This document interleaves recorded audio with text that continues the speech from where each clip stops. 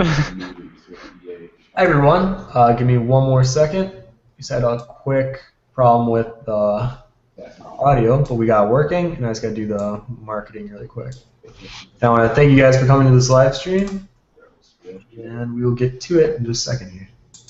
We have the business news, got everything else, you can do whatever. I didn't even push it. Say, oh. But I thought I'd keep it posted on the industry, the tips that we have. So we have Hi, Joe, you ready? Yep. Stuff like that. And we're good. Hi.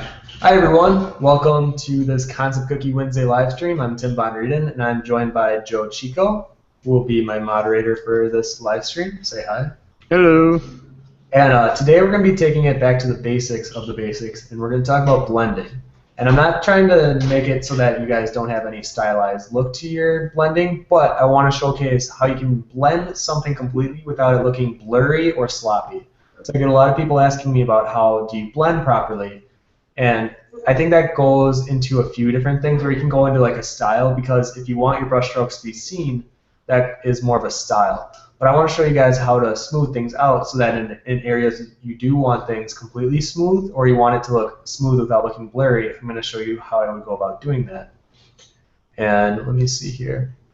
And today I'm at the CG Cookie office because tonight I will be hosting a workshop or more of like a talk, I should say, at a library in Elgin, Illinois. So if you're in the area, you should stop by.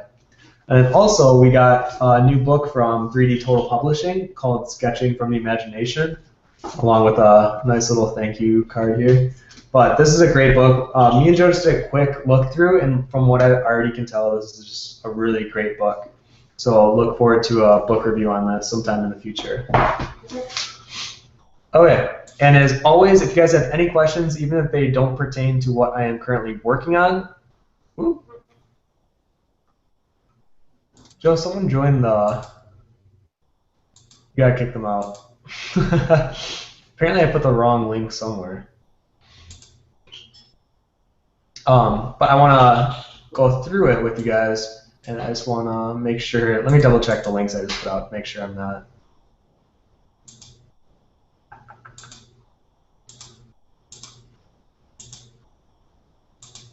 There we go. Okay.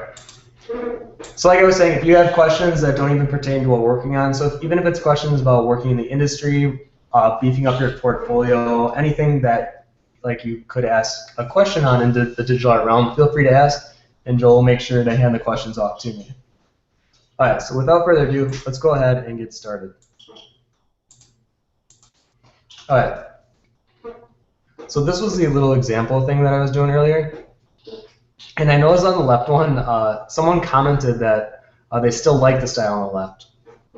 No, I just want to make it clear.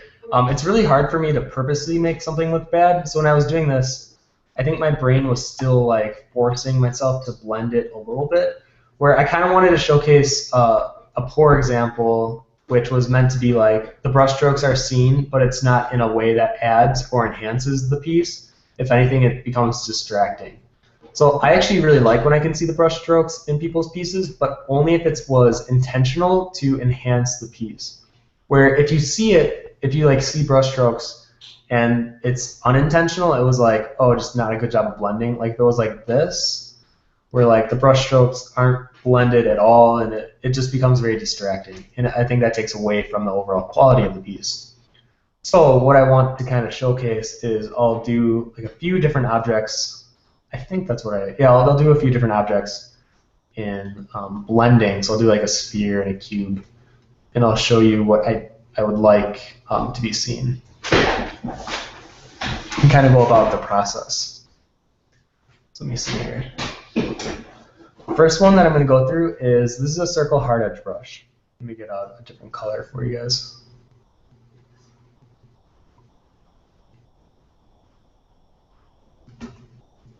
Okay, so this is the circle hard edge brush, and it has a 10% spacing. So you can see as I lightly go on, and I just barely apply some pressure to the tablet, we get some of this ribbing effect here.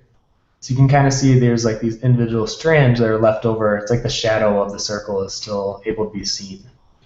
So rather than taking that out, I usually like working with it. So if I took my spacing completely down, and you can find your spacing in your brush menu, you can see how it just becomes very smooth and there isn't any ribbing at all.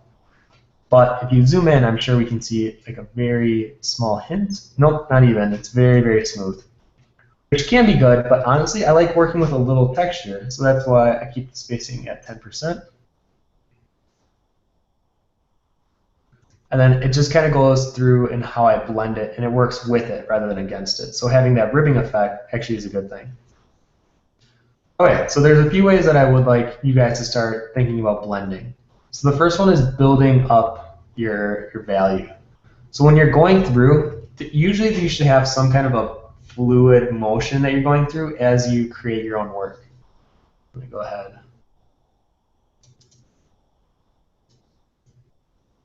Oops. I'll make a new layer for each of these. Okay. So usually when I work in circular motions, unless if I'm doing something that requires the formation of an object that I'm working on. So like if I was working on skin, I work in the flow in the pattern of skin. So like if this was the area around the eye, my brush strokes would be in this direction where they're more horizontal. But then as I get into the blending, so if I make my brush size smaller, I'll still work in just very small circles, but I'll go along that same general direction of the brush strokes. So the wrong way, or not wrong way, I'm just going to say different because I don't think there's wrong ways to do something. There are inaccurate ways to do something, but like I could create the formation of like the area around the eye by doing vertical strokes, but it would be a lot tougher, and this breaking in the lines here becomes very distracting.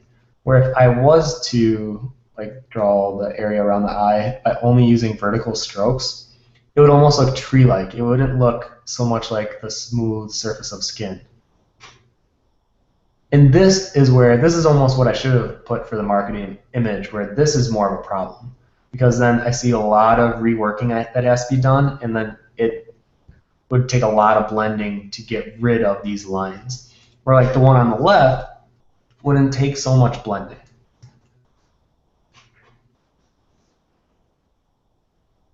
So now when I'm pushing down on the tablet, my brush tablet settings is at in between soft and firm. So what does that mean?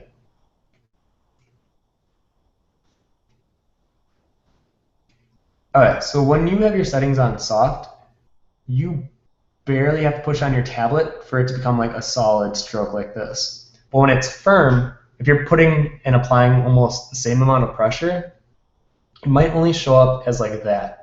So you kind of want to figure out where you as an artist work best between these two, but usually it's going to be somewhere right in the middle, and that's where I like to work at. Every now and then, if I'm working on something that needs more blending done, I might shift the mode just one to the left so it's more soft. But then in other areas, if I need things to be a little more tight and I don't want my brush strokes to be as visible, I might push it up one notch to firm. But for the most part, you want to keep it in the middle. And now the really important thing is getting to know yourself and how you work, because depending on how much pressure you put down on the tablet is something that you're going to have to get used to and like acknowledge like your own concentration of pressure that you're applying to your tablet.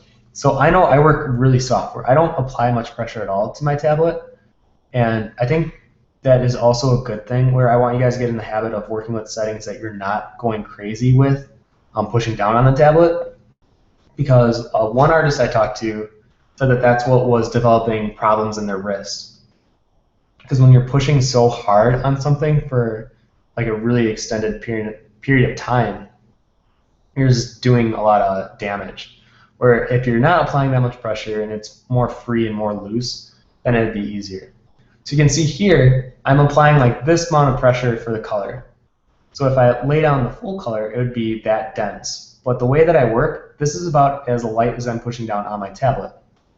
So now I know that when a brush stroke goes over an old brush stroke, you see kind of like the shadow of what the old one was. So like right here, you can still see the brush stroke underneath of it, but you can see how it's a darker value than the one over here.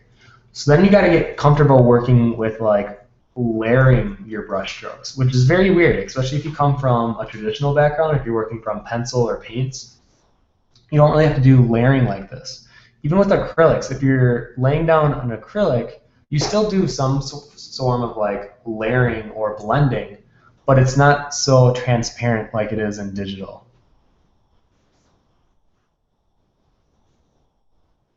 This is one of the examples I want to do. Okay, so a lot of you have questions about how do I blend from like a softer value to a mid value to a dark value. So even though these are relatively in the same range of value, what I would normally do, so how would I blend these three together so it looks more smooth? I'm going to show you. And really quickly, Joe, I don't know if you know you're on mute, but if you want to start asking questions, I can answer them as well. Because I definitely can't hear you.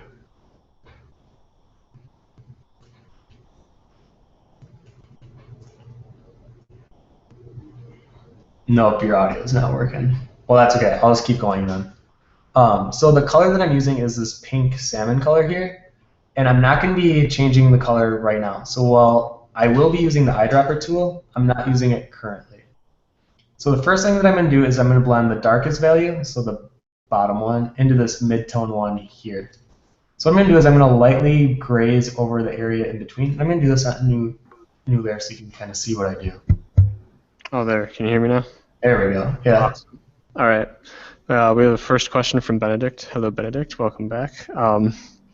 It says, is it possible to collect all questions and answers from previous videos and make an FAQ or something similar for the concept cookie page?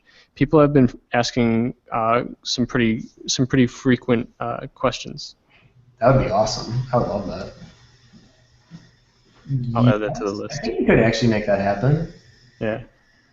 Yeah, I would say yeah. If at the end of this one, Joe, if you and I want to collect them and we'll make like a Google Doc. Because I think you're right, Benedict. I think we definitely get questions that are repeated a lot, and it would be good if we just had a document that maybe I could almost link them to, or Joe could almost put in the comment section, be like, that's the link you want to click if you want to get there. All right, now really quick. So what I did in between those two, you can see how I blended them together. Now let me kind of walk you through how I did that in this next section. So this section in between here. So I want these two values to have a nice gradient in between it. I'm going to pick up my darker value, and you can pick up your lighter value, but personal preference, I like to work dark to light. I'm going to pull my darker value. So I'm using the eyedropper tool, picking a color that's almost near the edge. I don't want to go too dark. I want to go somewhere that's more on the transition. Then I'm going to lightly graze over that line first. I'm just lightly pushing. And then once I get to a point where I think the transition is as far as I can push it with the color that I have selected, I grab my Alt tool again, or my eyedropper tool, and to get that up, it's the Alt key, and that's on a Mac or a PC. So I'm picking the color right near the line again, then I'm grazing it on, and you can see how that line almost then vanishes. So it's literally just a process of using your eyedropper tool and blending with colors that are nearby, so like kind of in the same vicinity of what you're trying to create. So like I'll even do the last transition from like this white to the soft pink. So I'm gonna, and you know what, I'll do it backwards. So I'm gonna choose the white and work down. So I'm gonna just lightly graze over that line, not pushing too hard. And once I get to a point where I think I've used it enough, I will eyedropper tool right near that line again, and then it will disappear. So it's usually a two-step process for me when I'm kind of going over my lines. And you can see if I zoom in, it might be a little tougher to see, but you can kind of see like the circular movements of my brush strokes. And that's the way that I blend. And that's with the circle hard edge brush, because it's a lot easier to blend with like a soft brush. If I chose that really quick, you can almost get rid of all the brush strokes. But sometimes letting some of your brush strokes be seen is a good thing. So the difference, sometimes when you do a soft edge brush, which is another part of this demonstration I want to do, it becomes blurry, and you don't want that to happen. All right, so now when I turn that layer on and off, you can see that gradient that we just created. Let me do another example, because now I'll do one with a color shift as well.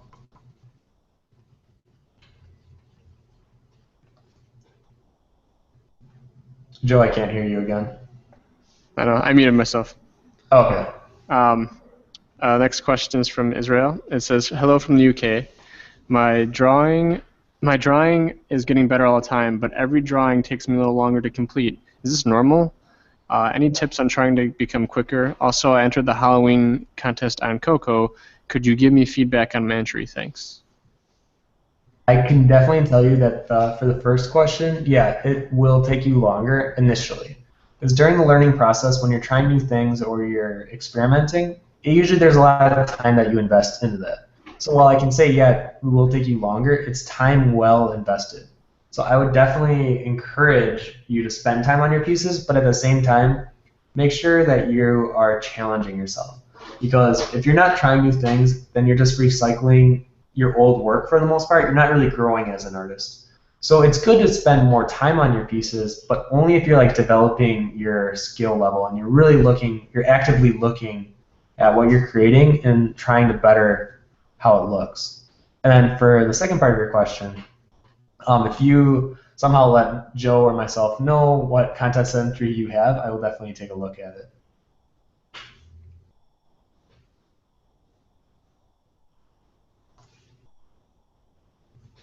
All right, let's see here. I think I'm going to do, yeah, let's do this color transition.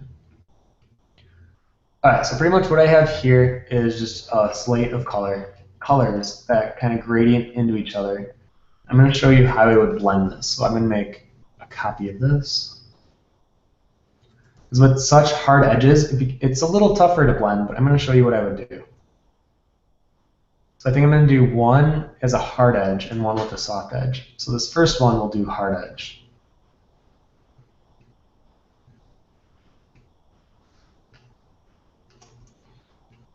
Okay, and the second one,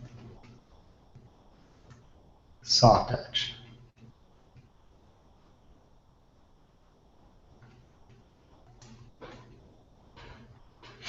Okay, so for the hard edge, I just masked out the thing, so the scale that we got here going here, so that I can't go outside of the lines, but I'm going to blend this only using a hard edge brush. So if we can kind of recreate what we just did in the example I did down there with the pink, I'm going to grab my value, work it on that line. And you can kind of see how by doing this, you create a miniature value scale, where then, or not even value scale, like a hue range, where you're trying to create a nice blend transition. So then it's all going into this yellow, but I want to go back into this sort of brown mustard color. So then I'm going to pick up using my Alt tool somewhere near the line, and then I'll blend up.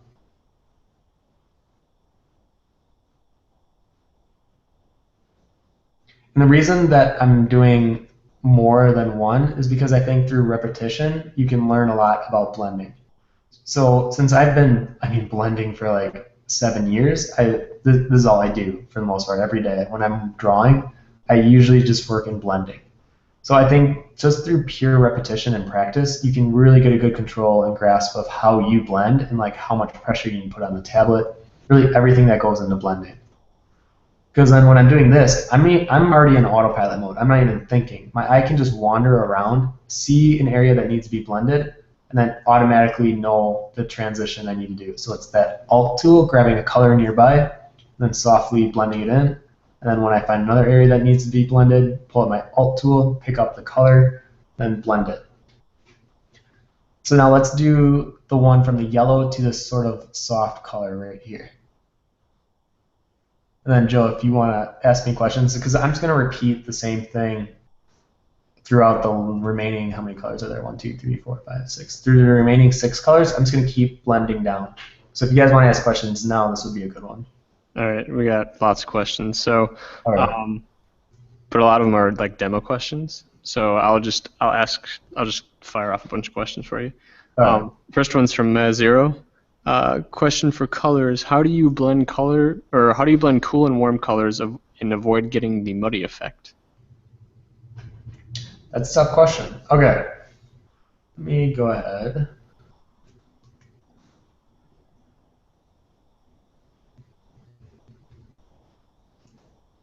I'm going to create a quick cool to warm transition.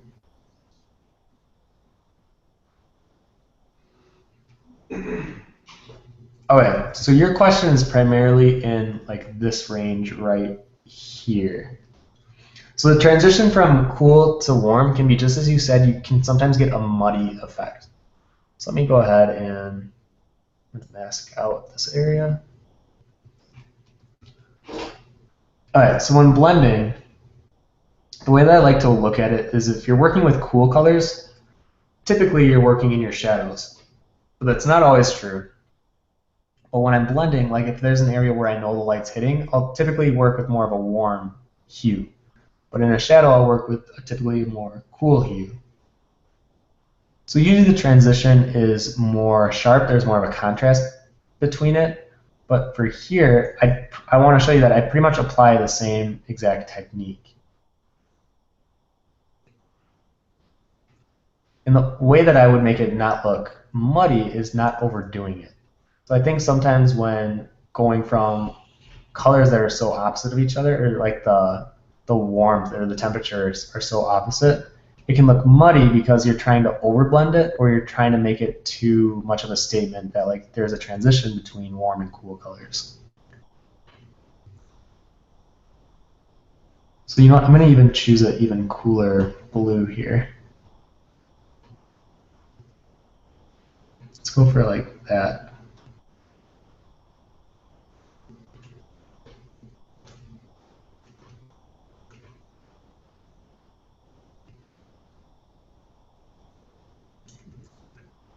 So I really like working from a warm to cool, and I really encourage everyone, if you're working with your colors, try working with your opposite temperatures, and you can start to see like what effect that adds to your piece and what that can do to it in terms of like what it's saying to the viewer.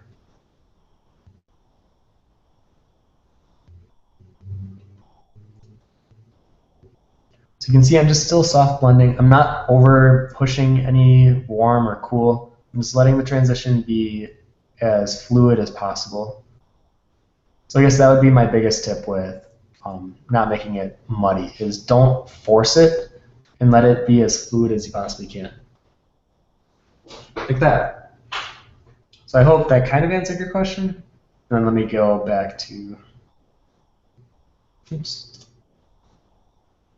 the hard edge, and I'll just keep working on that.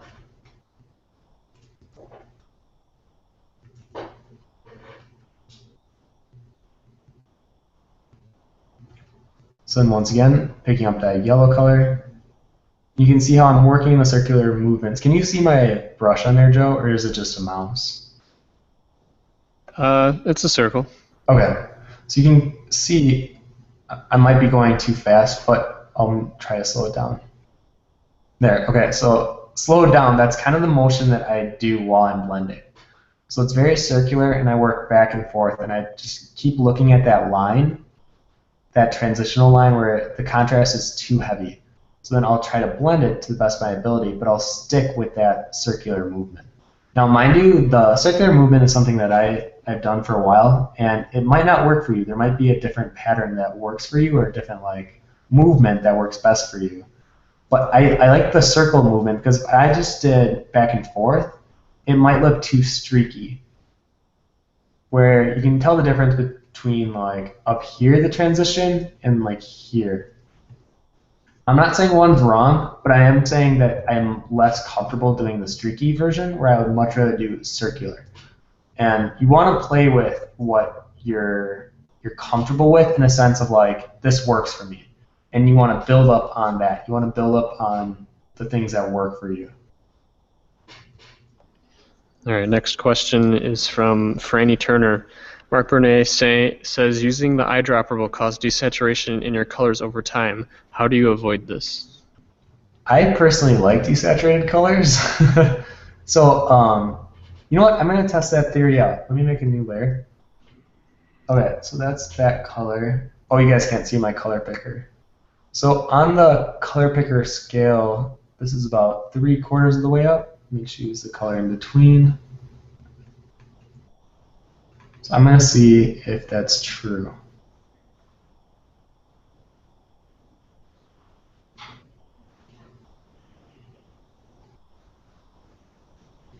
Okay, it looks like the reason that he says that is because usually when you're blending between two areas, it looks like it'll grab the value that's in between them. So yeah, you will be desaturating the area, the darker area. So like this area is less saturated than the darker color, but it's more saturated than the color that was less saturated that you're blending in between.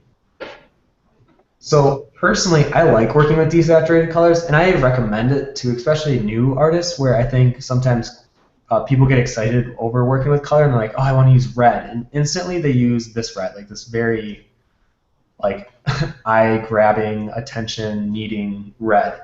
Where when I think of red, I think of first working with like a really dark color. Because then when you add in this candy apple red, you can work it in like isolated areas, and then that red, it's just so much more rich. Where this is a lot more interesting for the eye to look at than if it was just like a solid red. And then let me choose something that's even more saturated to really emphasize my point here. So like that, where this has a lot more tonal quality to it than this, and you can't go more saturated than this. So if I really wanted to like put emphasis on a highlight in the corner, you can't with using value contrast. You would have to do it with either hue or saturation contrast, and it would look really weird with like, let me show an example. So this is what I would do, what I would have to do if I wanted to create like a highlight in this area. But let's use that same color and let's put it on up here.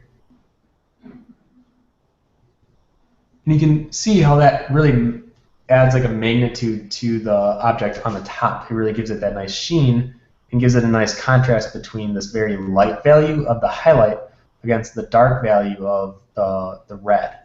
Where in the bottom example, the highlight value and the red value are the same, so there's not a contrast in between them. So I guess to answer the question a little more, yes, it does desaturate it, but I actually recommend that. So I think it's a good thing to keep working desaturated, and then at the end, if you really want to add some saturation back, let me show you what I would do. I would probably even make an overlay layer, and then I would even grab that candy apple red if I really wanted something super saturated. And then I would place in that saturation like on that highlight area. You can see how you can still add your saturation later on, but yeah, you will lose some of your saturation while working. While working with the eyedropper tool specifically. All right, let me get back to this. All right, next question.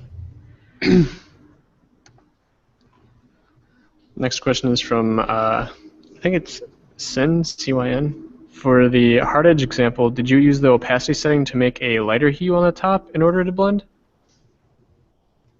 Oh, I guess I should have mentioned, okay, so for my opacity, and you know what, maybe, I wonder if I should share my screen. Let me go ahead, get all this other stuff out.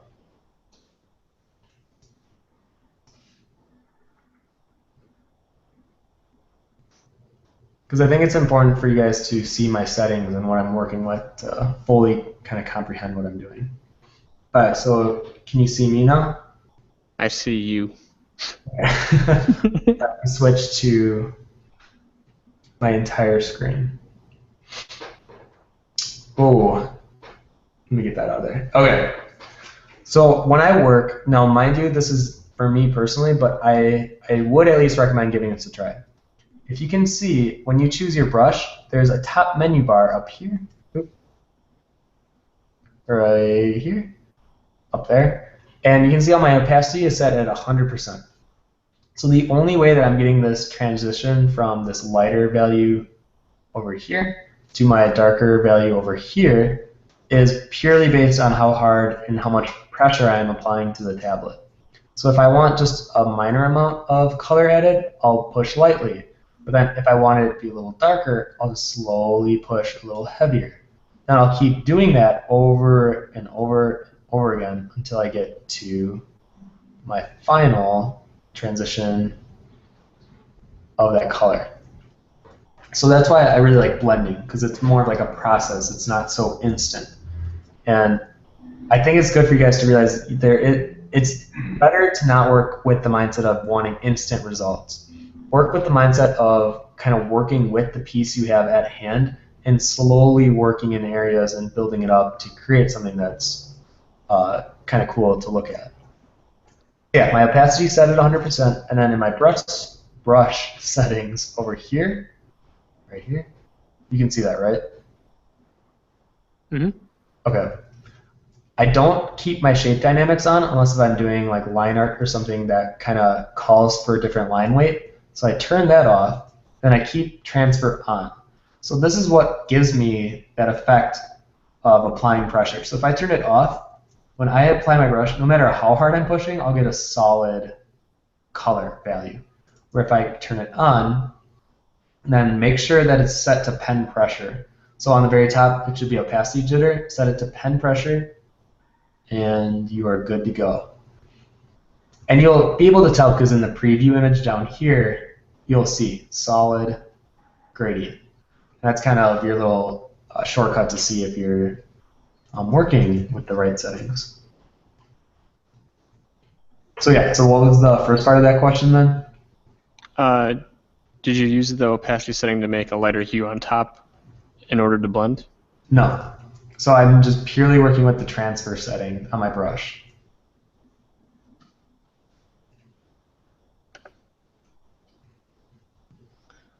All right, we have 3 different materials that people want to see work with. People want to see how do you shade a black material without making it look gray. That's the first one. So we'll do that one first. All right, so let me go ahead. So this is actually an exercise. Because I think this is a really important, This is a really important subject matter to cover. So working with black and white objects, in my opinion, is super tough. And let me show, which one do I want to show you guys?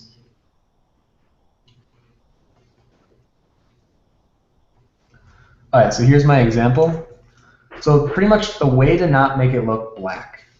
So that's where we get into the true hue of an object.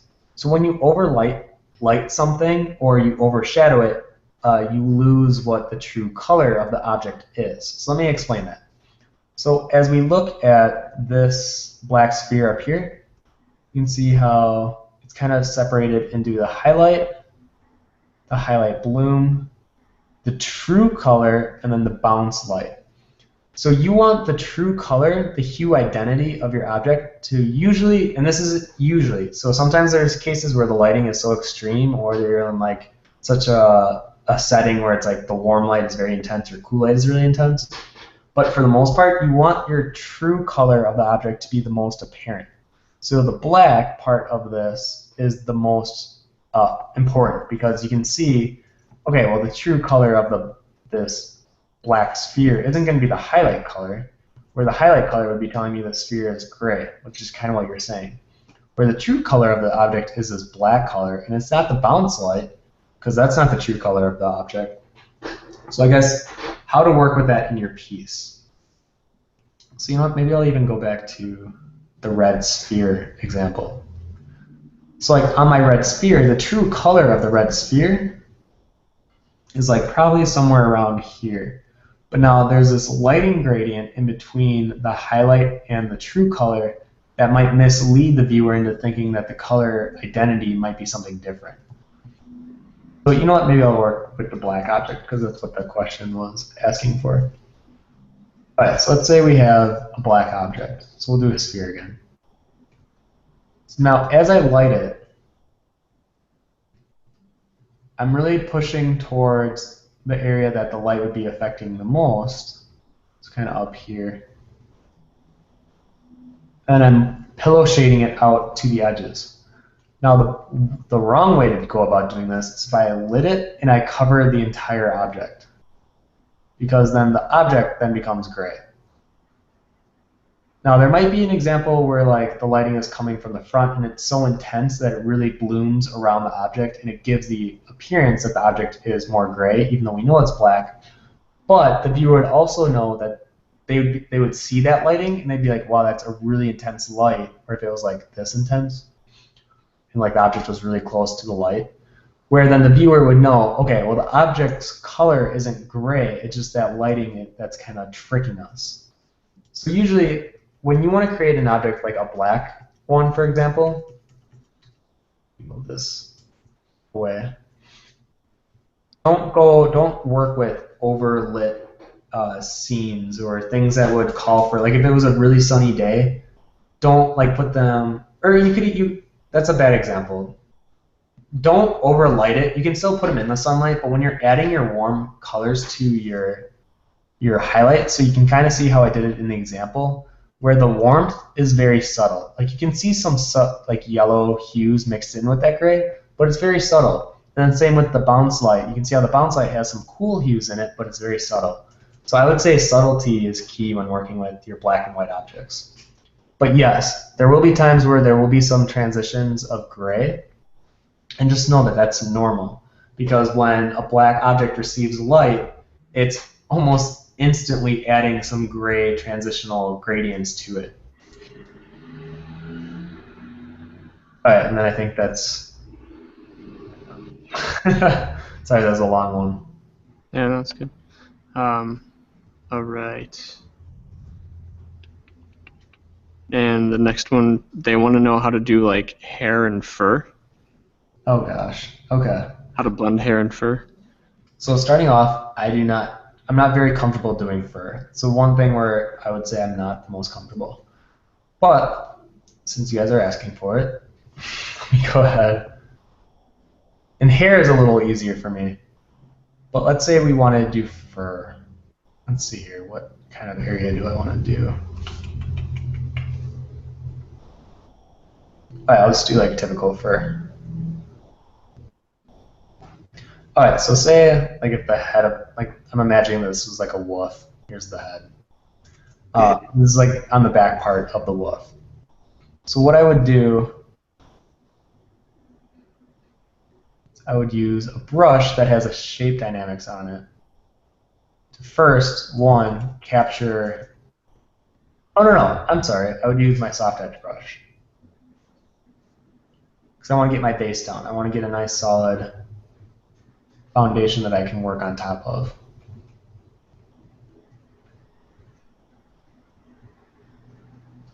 And I would fill in these shapes, kind of get the overall form. Switch to my eraser. Now mind you, this is a much different process than I would go about doing anything. So this is the only process that I work primarily with just the soft edge brush. And that's because I like the slight blur it gives the fur. And you'll see what I mean in just a second.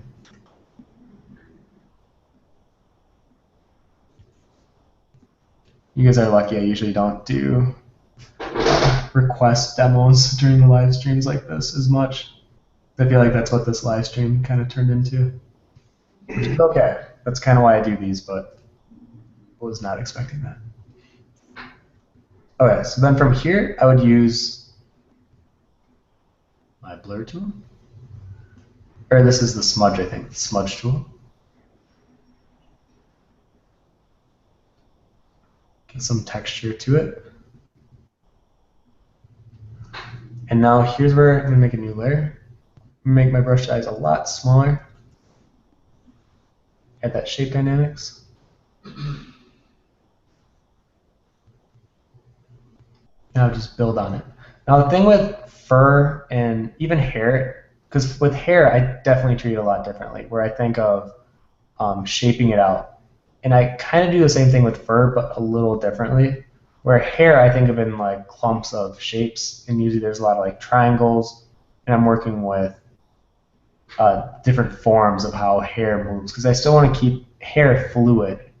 Because for the most part, if you're working especially with like a female character, they might have long hair. So you have to extend from like the base of the scalp to the end of the root.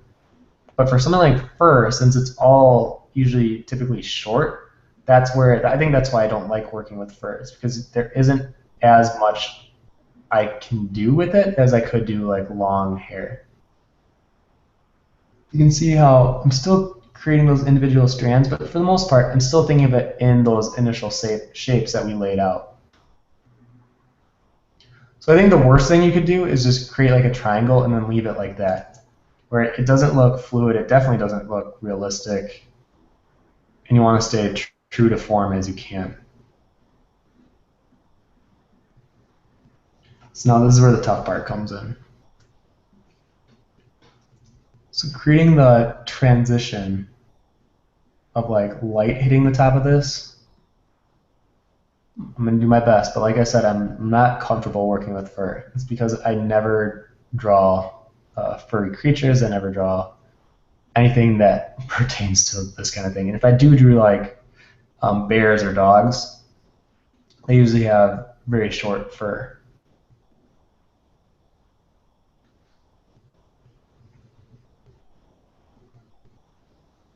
So I guess in a little way, this kind of relates back to the way I blend.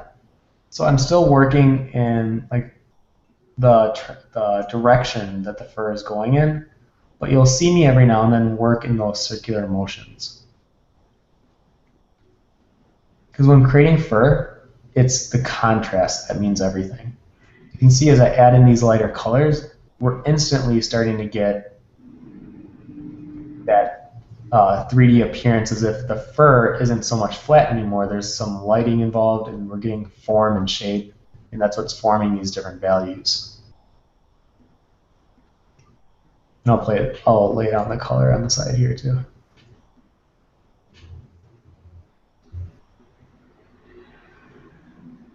I think though, if you really wanted to learn fur, go to like either Pinterest or YouTube and just type, or even Google image search, just type in like drawing fur tutorial. Now mind you, there's a lot out there, and there's some I would definitely recommend not looking at, but you will find a good quality one, and test it out. You want to test out a few of them, because there might be one that really doesn't work for you. Like if this technique that I'm doing really does not work for you, or you just don't think it is working, then I would try a different technique and try out as many as it takes until you find one that works. I know back in the day when I was trying to figure out how to draw skin, I was following this one tutorial and it really was not working for me. And I was really like flustered by it. I was like, why can't I get it to look like the way this guy is doing it? And I found out it was because the way that his process works is so different from mine that it was like a competition in my head on my workflow versus trying to recreate something I see. So you definitely want to work with the way that you see and create digital art. Let me do one more color transition here. And even looking at this, I really want to emphasize my strength is not in fur. I can tell you that right now. But I think it's good to challenge yourself. So like even this, I'm not confident with it as much as I would be like a skin or an eye or anything kind of pertaining to leather or metalwork. But I'll always be intimidated by fur if I never try it, or like if I never practice it. And sometimes I think it's good for you guys to see that even I struggle with concepts that are kind of new to me or foreign to me. And my friends hear about it all the time when I talk about wanting to do environments, where when I try it, it's very difficult for me. And that's because I can't just expect instant results. Like I have to really take my time, really practice, and continue to work with my skill level.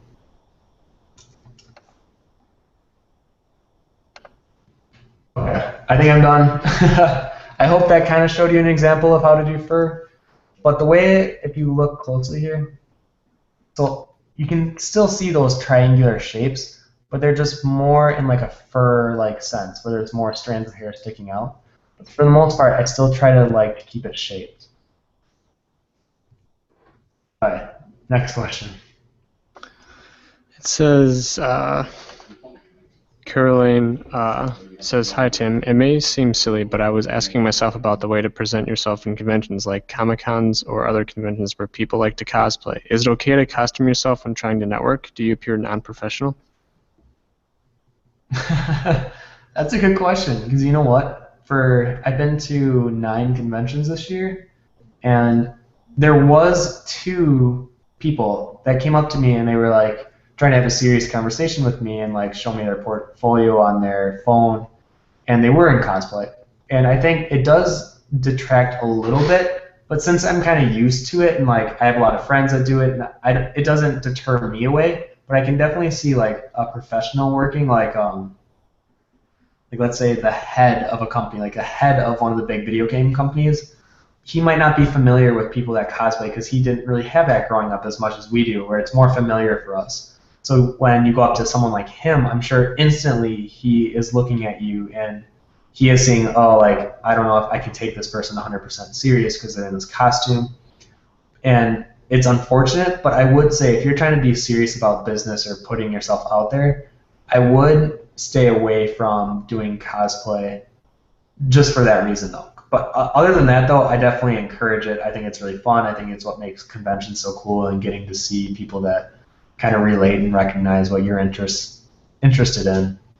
But for that specifically, I would just be cautious. Where, like, for me, that doesn't do anything, but I'm not everybody, and you got to think of it as more on a broad scale. So I would definitely be just at least thinking of it and a little cautious. Oof, hopefully we'll make it to the soft edge brush before the stream ends. All right, really quick, before the next question.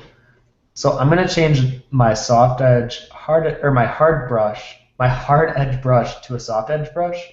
And I'm going to be doing the same technique on this scale here, but I'm doing it with the soft edge brush, and you'll see the difference in the end. So I'll keep answering the questions. And since we started late, let's go to like 3:10, so another 15 minutes, and then we'll cut it off there. But until then, I'll keep working on this value scale and answering your guys' questions. Really fast, horrifying cuteness asked, I'm sorry I missed the first part of the stream, so I'm not sure if you told us before, but it looks to me as if you're using a pressure opacity brush. Okay, so for my brush settings, I am only using transfer turned on. I keep my opacity set at 100, and I only work with transfer on.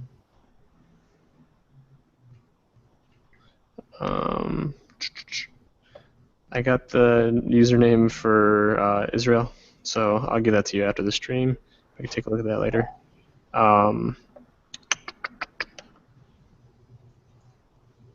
Let's see. Let's go with Ehud's. Have you ever found or put a number on the color pushes it takes to achieve the optimum look? Like 8 is good, 11 is too muddy with different levels of contrast and bright as well? No.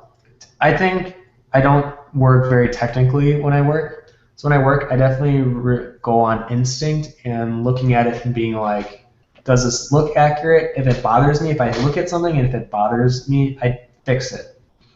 And I think if you look at something too technically, especially in the art realm, I think it becomes more of work rather than fun.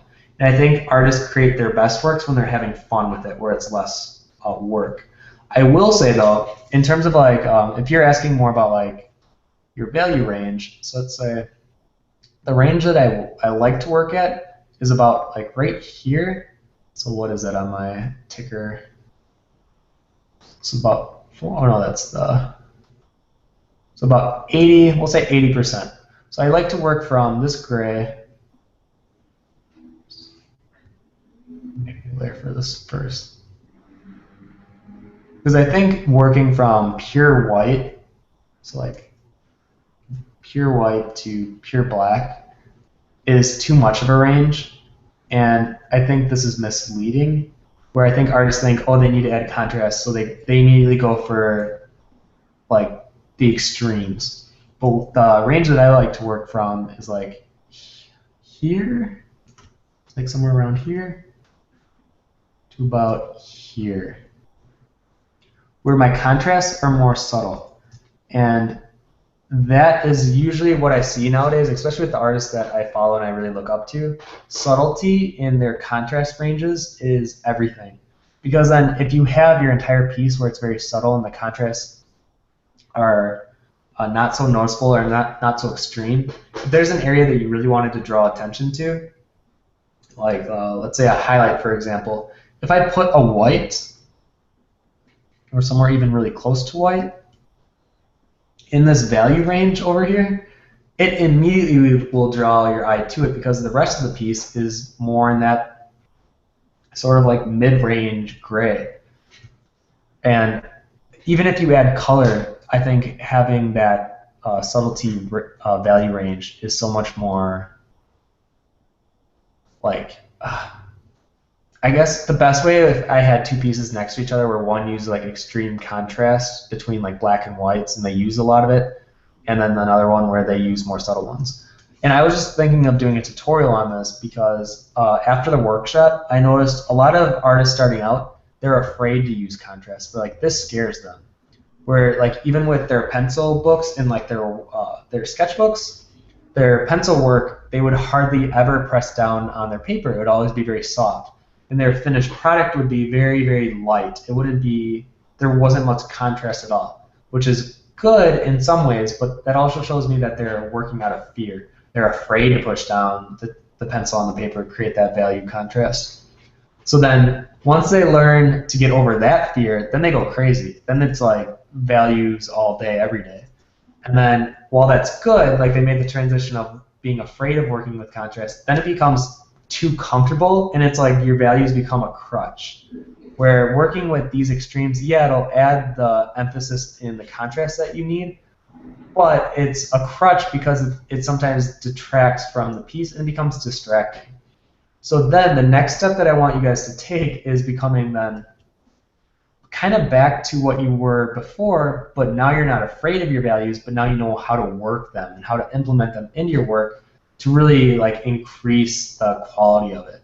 So it's kind of funny how stage 1 is you're afraid of using contrast, stage 2 is you're too comfortable, and 3 is working somewhere right in between. So I think the same goes for color, the same goes for adding value, and the same goes for saturation.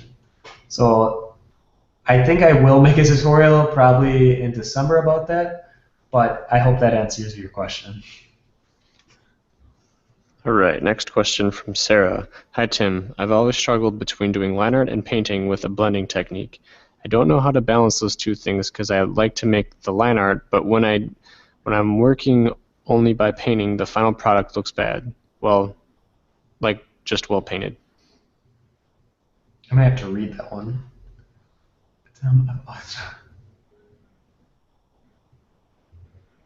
Okay. So this is kind of like my friend that I know, and he's like superior with using or just creating line art. But then when it comes down to blending, he struggles a lot. And I see that a lot where one artist might be good at one, but they're not so good with the other. Like for me, example, I'm terrible with line art in my opinion, where like on paper I feel comfortable, but in a digital format, I don't feel comfortable. It's very much a struggle. And that's why I almost instantly try to get to the shading phase as fast as I can, and that's why I think my pieces aren't as dynamic because of that. But it sounds like yours is kind of the opposite. So you might have like killer line art, but then when you come to blending, the way that you're blending is actually distracting from the overall piece. So what I almost want you to do is, one, know that your line art is awesome. That's great. But now we got to really focus on your blending. So you want to really just do a few practices, even like this. So doing like these, like these type of studies. Really get comfortable with learning, okay, how much pressure do I need to apply to blend? And I feel like if you're a line artist and you might be kind of in the realm of comic book art or something that kind of relies heavily on line art, I think that's where I see a lot of the high contrast use. So if this is your case, I would try working with the lower value range, so a less range, and then letting your highlights or whatever you want to be kind of the focus of your piece be more on the extreme side, so your highlights you could be more extreme. But for the most part, try working with more mid-ranges, and don't go overboard with adding contrast.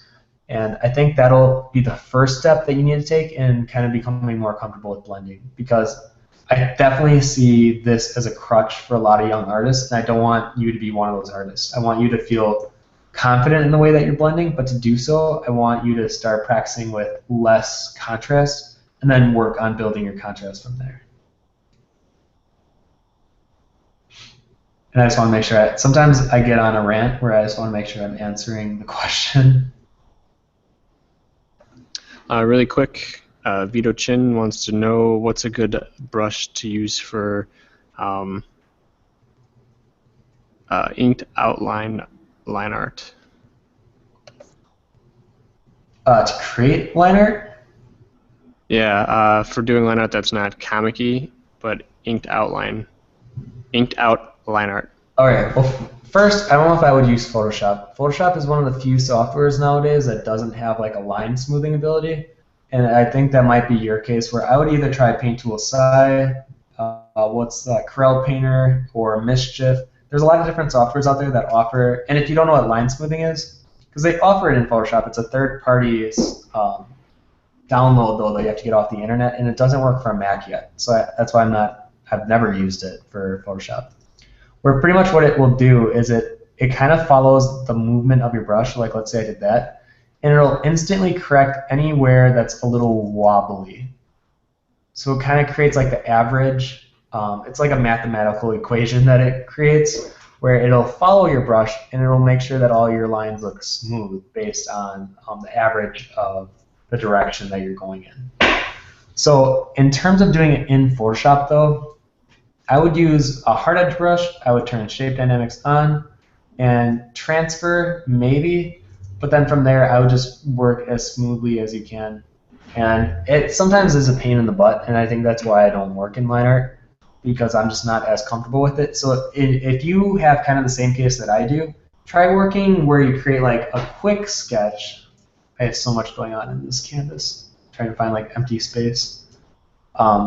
So like I was doing characters. Normally I'll do like just a quick general proportion sketch of the character, and then I might do like some cleaning up, but for the most part I find a process that works for me that kind of skips doing line art, which might be the same case that you're looking for, because you don't want to force something that is just not working. Like if I had to force myself to do line art in every piece, I don't think my pieces would be as strong as if I work with my strengths and what I know works for me.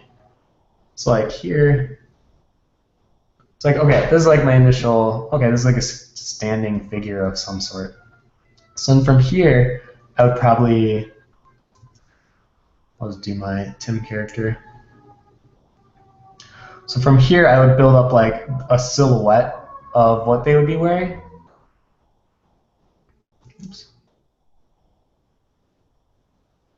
And I would kind of just build up my forms from there, because then I can get into the blending sooner without having to do my line art.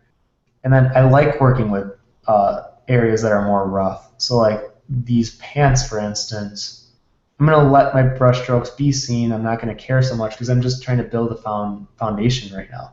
I'm not worrying about like the finer finessing, polishing details, which I think a lot of artists worry about way too soon into their pieces. So let the flow come more naturally. Don't force it. And if you really aren't comfortable doing line art, and like you practice it and you find yourself being more comfortable in like blending, then do what I do. Try it just skipping it entirely. Find a process that works for you and go from there. Let's see. So maybe I'll answer, what did I say? 310 we went on? Or 315?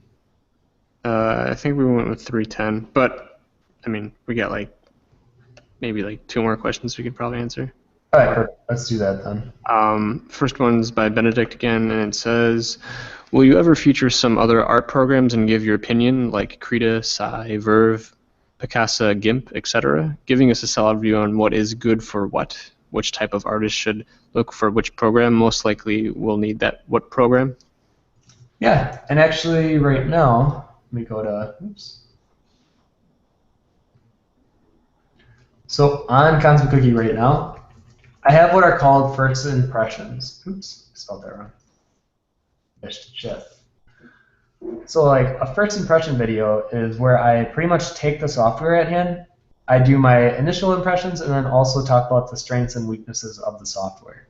Like Mischief was one that I really jumped into because the owner contacted us, or the creator contacted us, asked us to do one, and as the more that I got to talk to them, I realized like this is a great company, this is a great software. I really like who they are as a company, so I did this first impressions video, and I want to do more. So what you'll probably see is one on Paint Tool SAI, GIMP, and Krita. So those are the three that I kind of have in my mind that I'll still do. But yes, so to answer your question, yes. During a live stream, not so much, because I really want to make it like adamant that you don't, it doesn't matter what software you use for the most part. So for things like the line smoothing ability, yeah, that's something that is non-software specific, or that is software specific, and Photoshop doesn't offer that. But for the most part, everything that I did here, you can do in any software. And that's why most of the tutorials that I do on Concept Cookie, I try to keep as non-software specific as possible. Because I think sometimes we get it too wrapped up in our head, like, oh, if I don't use Photoshop, I'm not a professional. Where it's like, I know, like personally, I know 2 people that use GIMP, and they're in a professional studio, and that's what they use every day. So while Photoshop is probably the most well-known and most widely used in the industry, it's not to say that that's the one and only that you have to use. So yeah, to answer your question, yes, they're called first impressions on Concept Cookie, and I will do more of them in the future. All right, last question from Anna Balin. Where would we send our portfolios if we wanted your opinion on them? As of right now, I'm not doing portfolio critiques as much just because of how much I've been getting recently. So I want to thank you guys for kind of trusting me with taking a look and giving you guys a critique on your work. But it's gotten to the point where there's like 1 or 2 every day, and I think just workload-wise, I can't do it as much. Where if you sign up for the workshop, it's like the one that just ended, I was pretty much doing more of a mentorship. So for 5 weeks, I really wanted to look at their work and give them critiques and really give them feedback that was solid. And in the future workshop, so we're starting another one in January, it's going to be not only a workshop, but I'm going to also specifically look at it as a mentorship program, where I'm going to be taking a look at your old work, taking a look at new work that you do, giving you feedback on it. And I think that would be the best way to do it. And if that's something that really does interest you and you really want like me to look at your work and give you feedback and where I think you can improve on and where you should go from there, definitely keep an eye out for that. But just know on like a individual scale, I don't do critiques as much as I used to. So yeah. Oh yeah, that was the last question, wasn't it? Okay. What I'll be doing is I'll be writing down people's names and the questions that they asked, the ones that we didn't get to, so that way we can address them if they come back. Oh, in the future? Mm-hmm. Awesome. All right, so thank you guys. I want to thank you guys for coming to this Wednesday live stream. We do these every Wednesday at 2 p.m., and that's Central Time. Or if you are outside of the States, I'm going to stop sharing my screen. It is -5 GMT.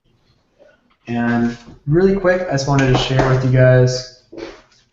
So I had a few people ask me over the weekend. I was at a convention in Minnesota. It was MetaCon, and it was a really fun convention, but there were a lot of people that asked me, do I even draw traditionally anymore? And I found that interesting because even though most of my work is digital, I still find it very important to always keep my sketchbook handy, where I think having that traditional skill handy is very important. So I wanted to show you guys that yes, I keep a sketchbook, and yes, I still draw on it. I draw on it like every other day typically. I try to do every day, but I think just for some days I just don't get to it. But that's an excuse though. I don't want you guys to feel uncomfortable doing that. So try your best to sketch every day and make it like a point that either when you wake up or right before you go to bed, or find like a time during the day where you can just be like, okay, this is for at least 10 minutes I want to draw. And that'll just build on itself. And the more repetition that you do, and the more practice that you get in, the better that you'll be over time. And you'll really see the work that you're putting into kind of like pay off in the long run. It's almost like you're making an investment in your own skill level for future pieces that you create. All right, so thank you guys again for coming to this live stream. Next week we will be getting into our November program. So there's a tutorial from, I think, Bryn. I think that's the one coming out next week. And it's on creature design, and it's really good. I can't wait for that one to get out. And there'll be another one at the end of November, and those are for our citizen members. So thank you guys again, and hopefully we'll see you next week. All right, bye guys, and say bye.